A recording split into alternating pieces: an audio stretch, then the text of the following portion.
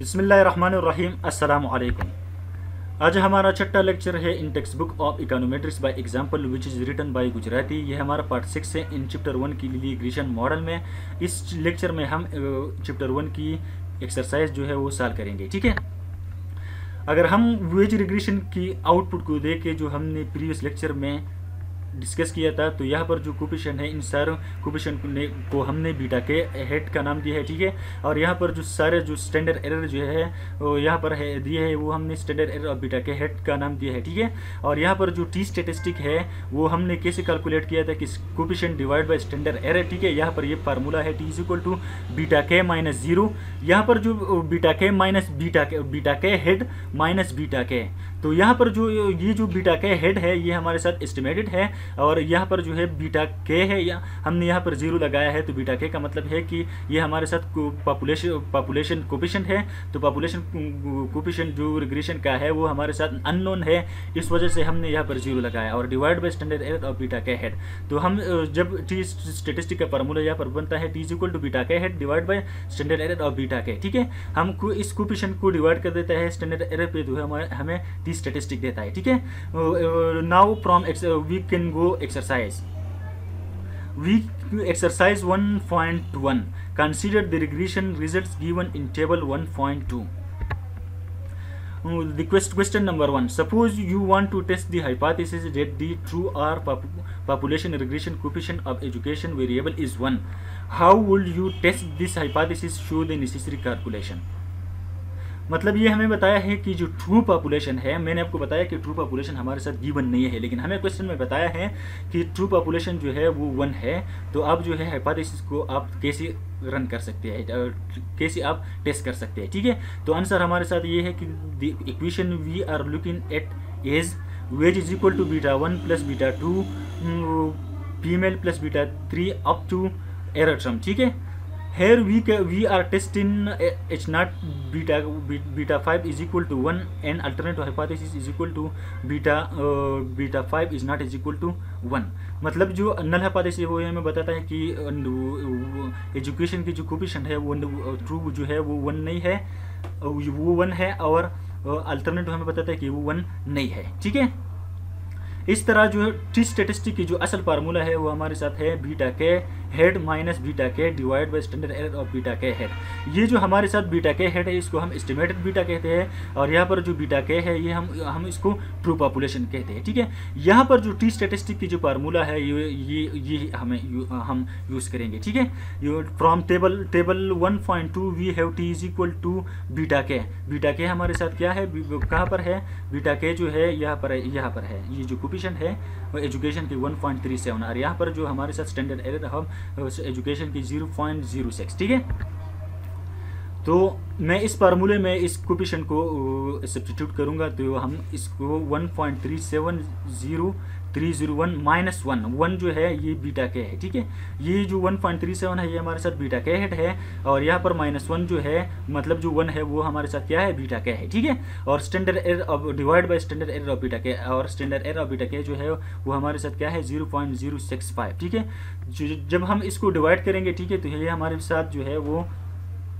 T statistic की value आता है 5.618794। ठीक है, from T table the critical T statistic for alpha is equal to 1% level of significant.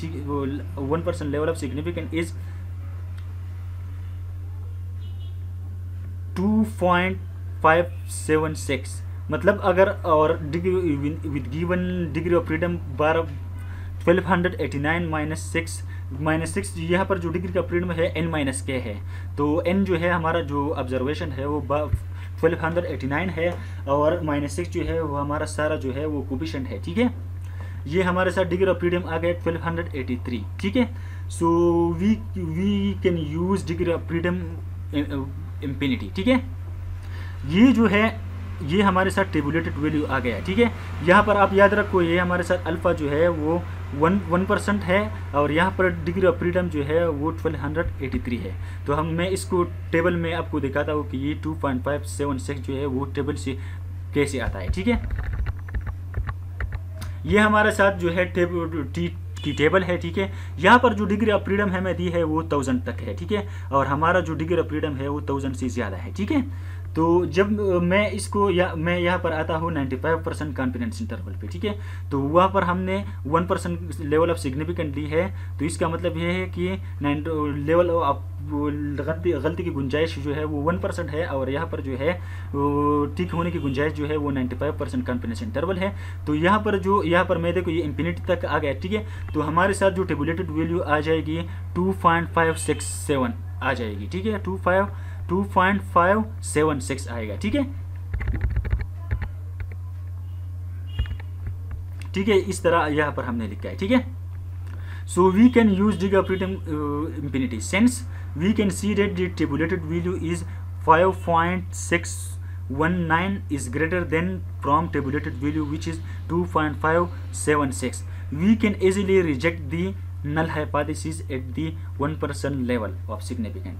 मतलब जो है अगर टेबुलेटेड वैल्यू जो है वो जो टी स्टैटिस्टिक है यहाँ पर जो हमने कैलकुलेट की है, ठीक है, अगर इसकी वैल्यू जो है वो टेबुलेटेड वैल्यू से ज़्यादा होगी तो हम नल हाइपोथेसिस को रिजेक्ट करेंगे और अल्टरनेटिव हाइपोथेसिस को हम एक्सेप्ट करेंगे, ठीक है। So we can reject the null hypothesis क्योंकि टी स्टैटिस्टिक की वैल्यू जो है वो टेबुलेटेड वैल्यू से ज़्यादा है, इसलिए हम नल हाइपोथेसिस को रिजेक्ट करेंगे और अल्टरनेटिव हाइपोथेसिस को एक्सेप्ट करेंगे, ठीक है। Question number B, would you reject or not reject the hypothesis that the true union regression coefficient is 1?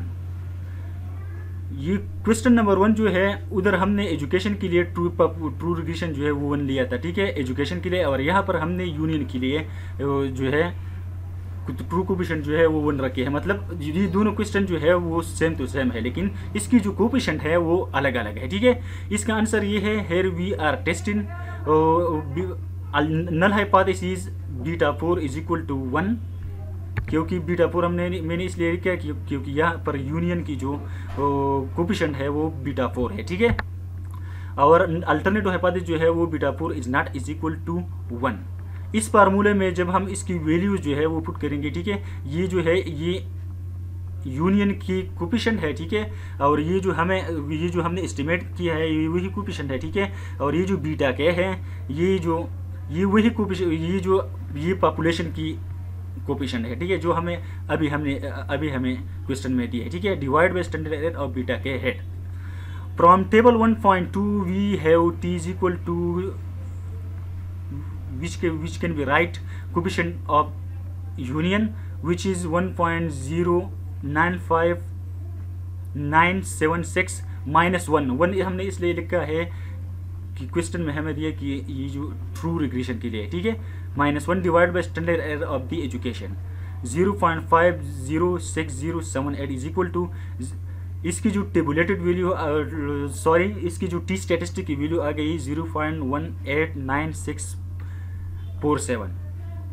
From the T table, the critical T statistic for alpha is equal to 10% is 1.645. Using degree of freedom is equal to infinity. Since 0.190 is less than 1.645, so we cannot even reject the null hypothesis at the 10% level. Note that from the output, if we were testing H0 beta 4 is equal to 0 us versus H1 beta 4 is not equal, we could reject the null hypothesis at the 5% level of significance. यहाँ पर हमने जो degree of freedom है वो हमारे साथ क्या है, इंफिनिटी आ गई, ठीक है। यहाँ पर हम देख सकते हैं कि मतलब जो 10% ऑफ लेवल ऑफ सिग्निफिकेंट है ये यहाँ पर आता है, ठीक है, क्योंकि 10% लेवल ऑफ सिग्निफिकेंट है और 90% जो है वो कॉन्फिडेंस इंटरवल जो है, तो डिग्री ऑफ फ्रीडम हमारे साथ जो है वो इंफिनिटी है, तो ये है हमारे साथ टेबुलेटिव वैल्यू जो है वो 1.645 पे आ गए, ठीक है। तो ये जो वैल्यू है tabulated value which is greater than from estimated t value, so we can reject the null hypothesis and accept the alternative hypothesis, ठीक है। Question number C. Can you take the logs of the nominal variable such as gender, race and union status? Why or why not? The answer is no, because these are categorical variables that often take value of 0 or 1. The natural log of 1 is 0 and the natural log of 0 is undefined. Moreover, taking the natural log would not be helpful as the value of the nominal variable do not have a specific meaning. मतलब ये है कि question सी में हमें बताता है कि मतलब यहाँ पर जो नॉमिनल वेरिएबल हमने लिए है इसके हम लॉग ले सकते हैं कि नहीं नहीं लॉग हम ले सकते हैं या नहीं ले सकते। तो द आंसर इज हम नहीं ले सकते, क्योंकि ये हमारे साथ जो है वो नॉमिनल वेरिएबल है। अगर हम फॉर एग्जांपल ये हमारे साथ जो है वो नॉमिनल कैटेगोरिकल वेरिएबल है, इसको हमने 0 दी है और 1 दी है। अगर हम 1 की लॉग ले लेते हैं तो वो हमारे साथ 0 आता है, और अगर 0 की लॉग लेते हैं तो वो हमारे साथ क्या आता है, अनडिफाइंड आता है। तो मतलब इसकी लॉग लेने का कोई सेंस नहीं बनता, ठीक है। Question number D, what other variable are missing from the model. मतलब ये है ये जो हमने प्रीवियस क्लास में जो रिग्रेशन 1.2 जो टेबल जो है रिग्रेशन हमने जो एस्टिमेट की है, इस जो हमने एस्टिमेट की है यहाँ पर मतलब ये है कि कुछ वेरिएबल तो मिस नहीं है, ठीक है। तो answer is we could have included control variable for region, marital status and number of children on the right hand side instead of including a continuous variable for education. We could have control for degree, high school graduates, college graduate, etc. An indicator for the business cycle such as unemployment may be helpful. Moreover, we could include state level policies on the minimum wage and right to work laws. मतलब ये है जो regression हमने table 1.2 में run किया, ठीक है, इसमें मिसिंग वेरिएबल है, क्योंकि या उसमें जो वेज रिग्रेशन में हमने जो है वो हुकूमत की जो पॉलिसी है लॉ ऑफ मिनिमम वेज वो हमने नहीं ली है, ठीक है। अनएम्प्लॉयमेंट हमने नहीं ली है, जो एजुकेशन ली है वो हाई एजुकेशन है या कॉलेज है।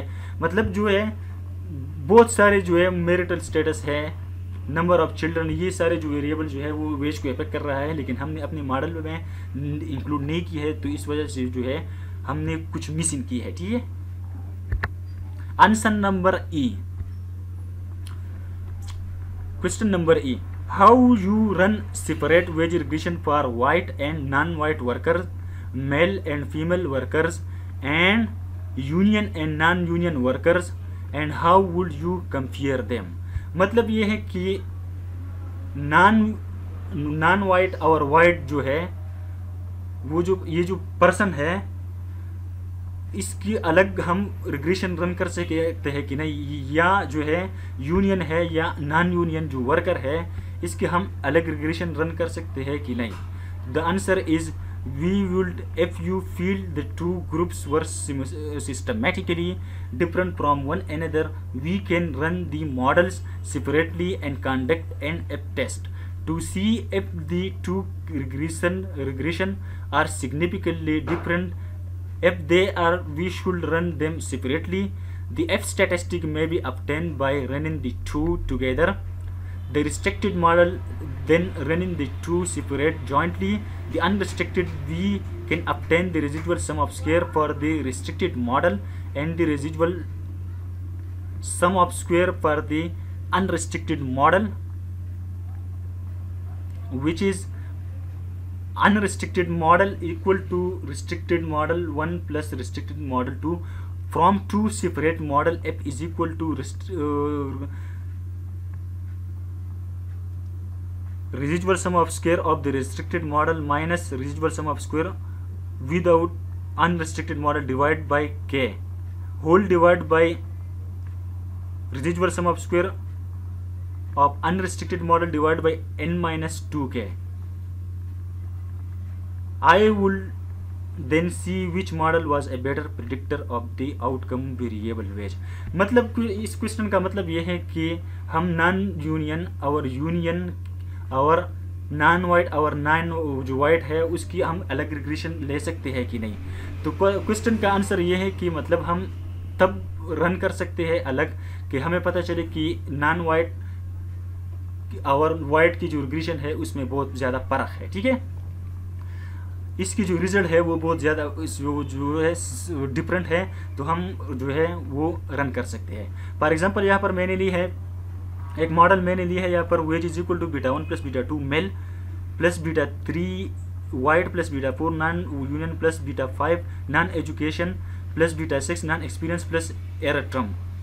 तो इसका नाम है न्यू और रिस्ट्रिक्टेड मॉडल। ठीक है, और यहाँ पर जो वेज हमारे साथ है वो जो ये जो ओरिजिनल है, ये ओरिजिनल मॉडल है, या हम इसको कहते हैं अनरिस्ट्रिक्टेड मॉडल। ठीक है, इसकी नल हाइपोथेसिस ये है कि रिस्ट्रिक्टेड मॉडल और नॉन रिस्ट्रिक्टेड मॉडल जो है इसकी रिजल्ट जो है सेम है। ठीक है, और अल्टरनेटिव हाइपोथेसिस ये है कि नॉन रिस्ट्रिक्टेड मॉडल और रिस्ट्रिक्टेड मॉडल की जो आउटकम है वो एक दूसरे की डिफरेंट है। ठीक है, जब हम इस तरह जो हम एफ स्टैटिस्टिक कैलकुलेट करेंगे, ठीक है, और फिर हम जो है काई स्क्वायर जो है वो टेबुलेटेड वैल्यू निकालेंगे। ठीक है, और अगर इस एफ स्टैटिस्टिक की वैल्यू काई स्क्वायर से बड़े हो तो हम नल हाइपोथेसिस को रिजेक्ट करेंगे और अल्टरनेटिव हाइपोथेसिस को हम एक्सेप्ट करेंगे। ठीक है, question number 5, some state have right to work law, union membership is not mandatory